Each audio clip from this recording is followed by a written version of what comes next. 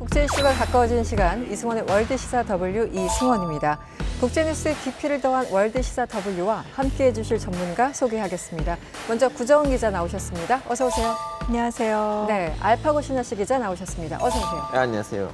그리고 코마시 키미야님 나오셨어요. 어서 오세요. 안녕하세요. 네, 반갑습니다. 반갑습니다. 오랜만에 다시 뵈니 더 반갑습니다. 류한수 상명대 역사 콘텐츠학과 교수님 나와주셨습니다. 어서 오세요. 안녕하십니까? 네, 반갑습니다. 본격적인 이야기에 앞서 이번 주 주목할 국제 뉴스부터 정리해 보도록 하겠습니다.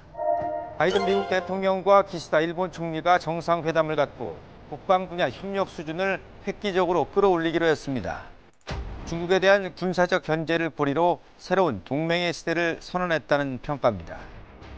주일 미군의 구조를 재편합니다.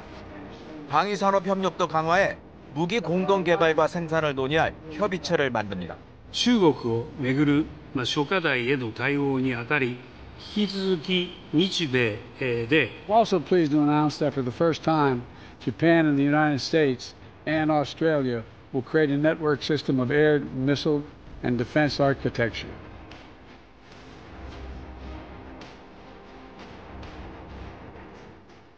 멕시코가 에콰도르와 국교 단절을 선언했습니다. 에콰도르가 범죄 혐의가 있는 정치인을 체포하기 위해 그가 피신해 있던 멕시코 대사관을 급습했기 때문인데요. 다른 중남미 국가들도 에콰도르를 맹 비난하고 있습니다. Delincuentes allanaron la embajada de México en Ecuador. Cuando ha sido condenado con sentencia ejecutoriada y con disposición de captura emitida por las autoridades judiciales.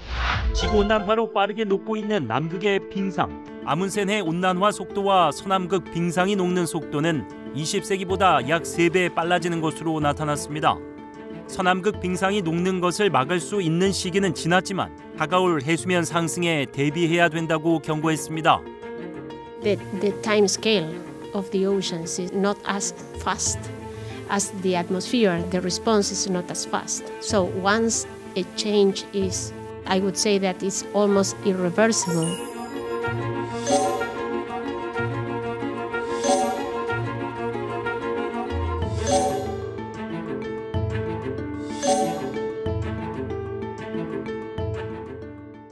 네, 이번 한 주도 정말 많은 주요한 국제 뉴스가 쏟아졌습니다. 그중에 하나 주목할 만한 뉴스가 있었는데 중남미에서 큰 사건이 벌어졌어요. 지난 5일이었습니다. 에콰도르 정부가 부패 혐의로 기소된 전직 부통령을 체포하기 위해서 자국 내 멕시코 대사관에 강제 진입하면서 이 사건을 중남미가 상당히 긴장하고 있다고 하는데 어떤 상황인가요? 이게 긴장하는 데는 이유가 있습니다. 여러 나라가 걸려 있어요. 두 나라뿐만 아니라 네. 이 글라스라는 전직 부통령 이 사람이 2017년 말에 브라질 건설회사에서 뇌물을 받았다. 그래서 6년형 징역형을 선고받았고 네. 그다음에 또 불법 선거자금 사용 혐의 이런 걸로도 기소된 바 있고 근데 문제는 이 뇌물 사건이 어떤 거였냐 하면은 이른바 세차 작전이라고 하는 거. 이 브라질에서 벌어진 일이에요.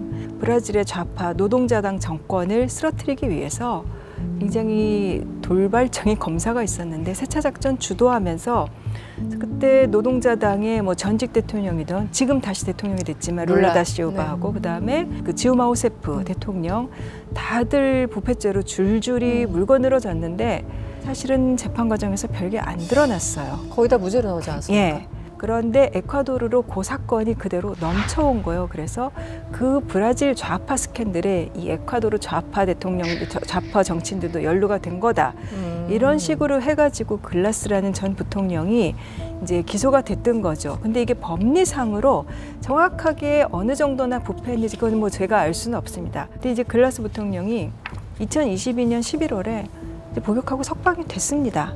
석방이 됐는데 지금 다시 또 조사를 하겠다고 기소를 하겠다라고 하니까 작년 12월에 그럼 난 멕시코로 망명을 하겠다. 그러면서 멕시코 대사관에 들어가서 여태까지 머물러 왔던 거예요. 작년 11월에 지금의 그 다니엘 노보아 현 대통령이 에콰도르에서 취임을 했습니다. 그 직후에 바로 전직 좌파 행정부의 부통령을 잡겠다라고 지금 이 사달이 벌어진 건데 근데 이 다니엘 노보아 현 대통령이 36살입니다.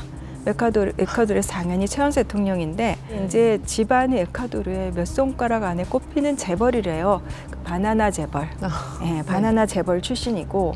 근데 노보아 정부가 그래서 멕시코에다가 그 글라스천 부통령 신병 인도해라라고 요구를 했는데 멕시코에서는 그 로페스 오브라도르 그 대통령이 이건 정치적인 박해다 이래가지고 거부를 했어요. 그러다 결국은 대사관을 쳐들어갔던 건데 이건 당연히 국제법상으로는 위법이죠. 멕시코 정부는 당연히 외교 관계를 단절을 했고요.